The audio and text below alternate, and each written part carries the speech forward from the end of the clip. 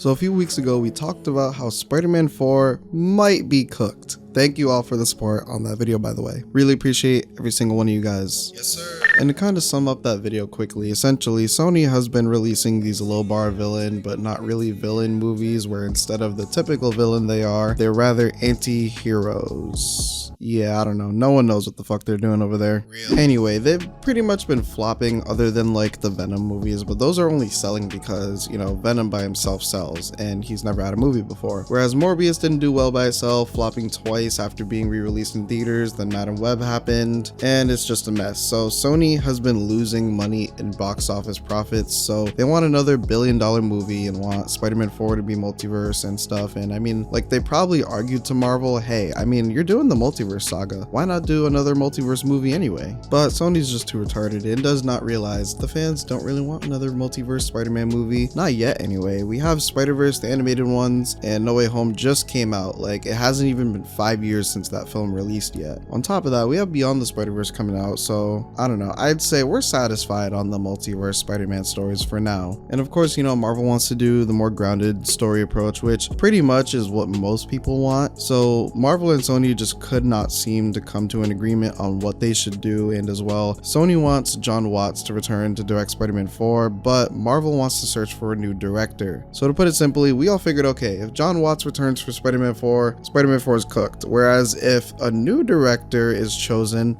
they might be cooking. In a good way, obviously. With that being said, we have some news from Daniel RPK that sounds pretty promising and that Marvel may have gotten their way. So we're going to go over that and as well talk about Spider-Man freshman year, now known to be called Your Friendly Neighborhood Spider-Man, in today's video. Subscribe. Make sure to stay till the end. You don't want to miss any of today's news. Let's start off with Your Friendly Neighborhood Spider-Man. From here on out, we're going to just say it without the your. So Friendly Neighborhood Spider-Man actually has gotten a couple new pieces of info recently. First, let's talk about the episode count. So to my knowledge, this is not confirmed. It's a rumor coming from a scooper over on Twitter, I think. With that being said, anything in this video we talk about not confirmed by Marvel, Sony, or an executive at Sony or Marvel are to be taken with a grain of salt. The rumor is coming from Can We Get Toast over on Twitter, and he said that there will be 10 episodes each, approximately 30 minutes long. Interesting. So I mean, this isn't low or high episode count, this is like in the middle, which I mean, I guess is fine because this is a new show or whatever, you know, but I feel like they intend for this show to be multiple seasons. And like, I know like this is animation and like I'm about to compare it to live action, but at least we aren't getting 6 episodes like their live action Disney Plus shows they were doing. I think we might be getting this series a lot sooner than most think, because I mean, X-Men 97 is about to come out and I think this may be next. Honestly, it has to be, right? Because like, what else do they got going on as far as animation goes besides like Marvel What If? But yeah, so there's that. That's cool. 10 25 to 30 minute episodes with no ads. Not bad. The animation looks cool again so far. Hopefully the story ends up being cool. You know, we'll see.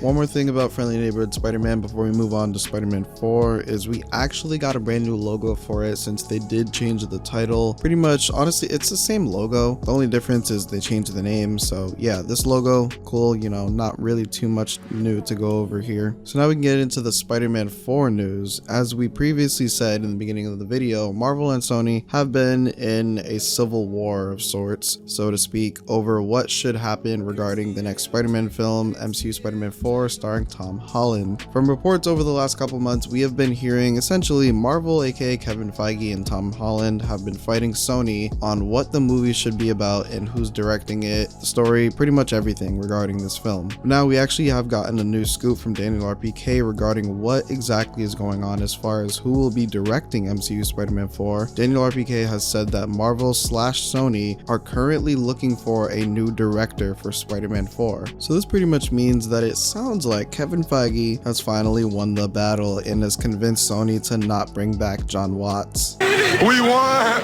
Yeah!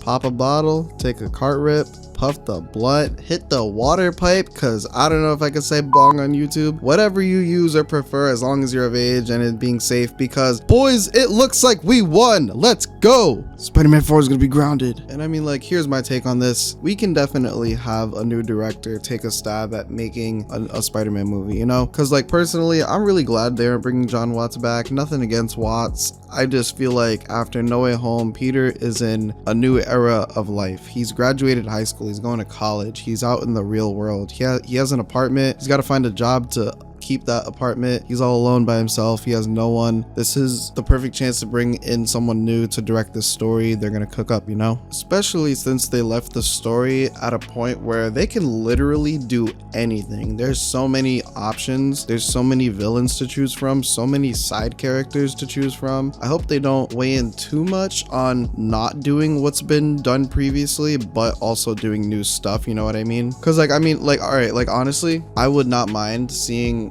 a new Harry Osborn in the MCU, even though we've seen Harry Osborn twice before. I don't mind that, but I also kind of wouldn't mind to see Miles. We haven't seen Miles in live action ever. I don't know if they're gonna do that in the Sonyverse though, or if they're gonna do that in the MCU, so that's kind of a wait and see. I wouldn't mind seeing another Gwen. We've only seen Gwen once.